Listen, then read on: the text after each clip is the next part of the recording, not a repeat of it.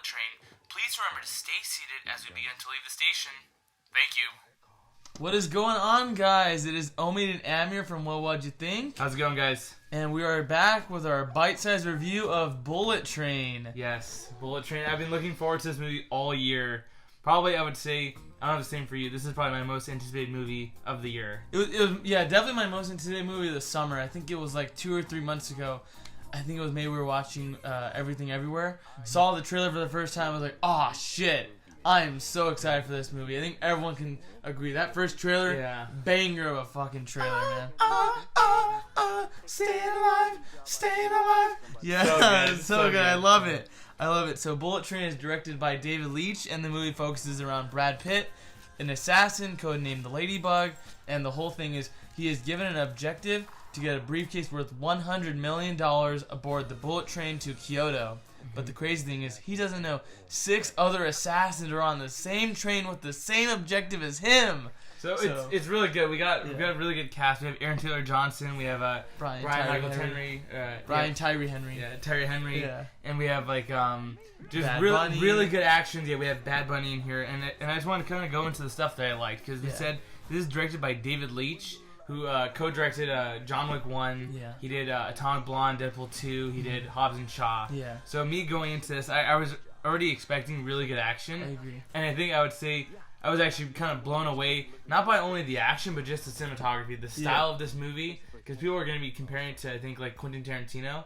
And I think it lives up to kind of that expectation of like, oh, it's a non-linear storytelling, but just like the colors, the style, it's just like pops off the screen. I think that's something you instantly know.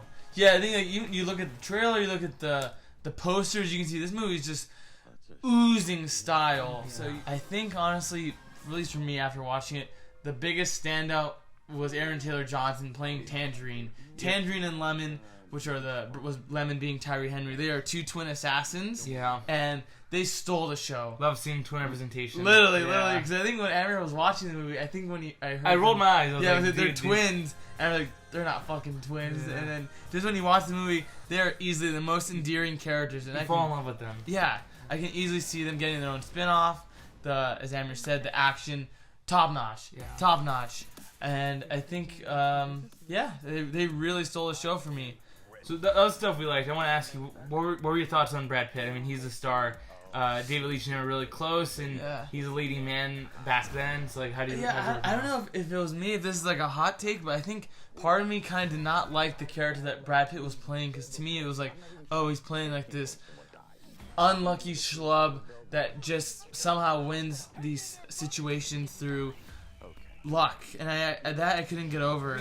I agree with him too. I think probably Brad Pitt of like this ensemble cast, he probably was my least favorite. Mm-hmm. And I know it's like, oh, he's playing like just like the straight guy. He's probably the least interesting of all these awesome assassins. And I think it felt like they wrote this character kind of for like Ryan Reynolds, like really panicking, like he feels like he's kind of like. And like he's a fish out of water. Yeah, I was like, man, I wish Aaron Taylor Johnson and Brian Tyree Henry were the main characters. They were, I think, more funny than him. They had cooler action scenes than him. They were just more like badass. But I'm guessing they wanted to play up the comedic idea of, oh, you have an assassin who's like just does not want to do this anymore. But for me, which was unique. That I respect. Yeah, like, he's playing against like he's like, oh, have the zen. I don't want to kill. I don't want to be here. So like, all right, that's cool. And I had problems with Brad Pitt. Did you have any problems with the story?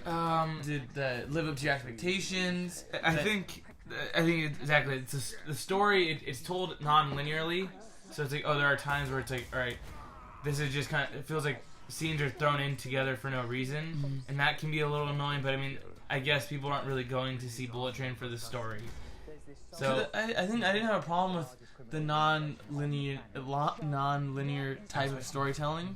I think my problem with it was just some of the choices they made, because some characters die immediately when they're introduced. Mm-hmm. And I was like, oh man, I think this character would have been so much cooler if they had more to do.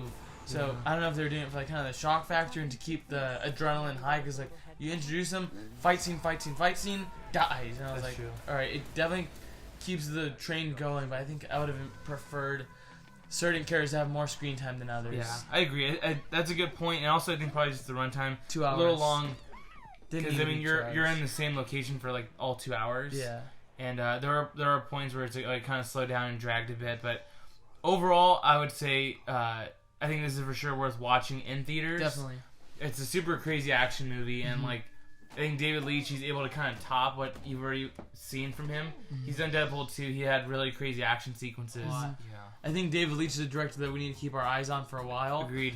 John Wick 4 with Chad Stahelski's coming out this year or next year?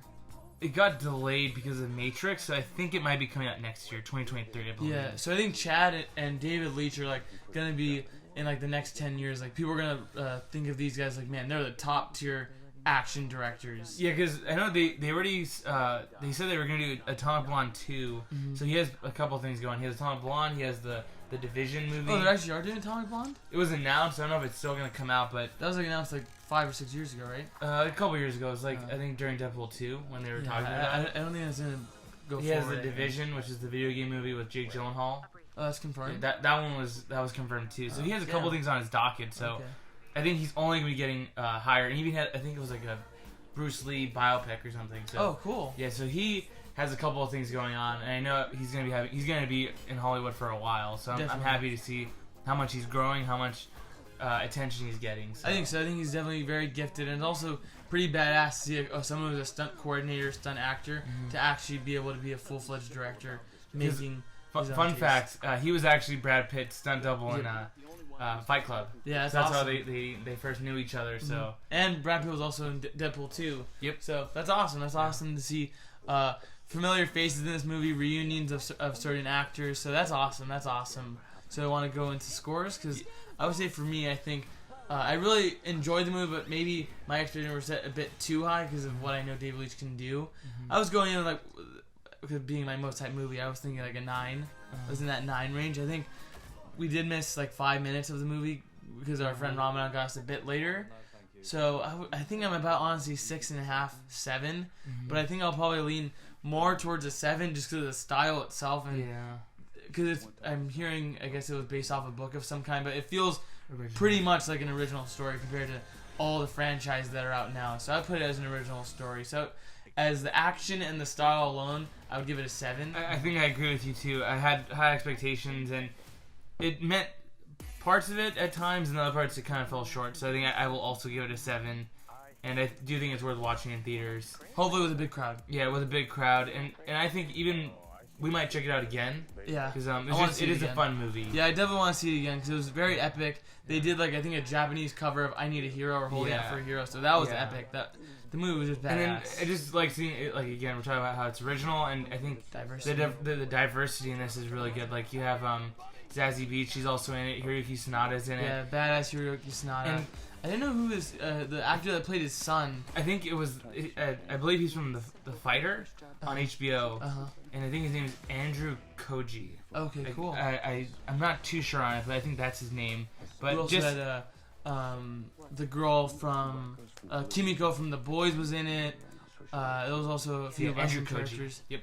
Nice. Yeah. So overall, I think the What Do You Think crew approves of this movie. We give it a thumbs up. 7 out of 10, still pretty good. Yeah, I liked it more than Doctor Strange. I think superhero movies, give this a chance.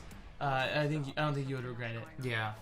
But yeah, that's from us. You know, we really liked it. We wanted to do a quick bite-sized review, let you guys know. Hopefully, get you guys to go check it out in theaters. Because I mean, I don't know if there's any other big movies coming out this summer. I think this was the last banger of the summer. Maybe Dragon Ball, but I don't think Dragon Ball is going to be as big as Bullet Train. Yeah, no, I think that one's a very limited release. But you know, that's from us. Let us know maybe the next bite-size you would like to see. What are some movies that you're watching right now? And leave it in the comments. Remember to like and subscribe and share with your friends. Check us out also on Spotify. We're starting our Spotify channel, so check us out there.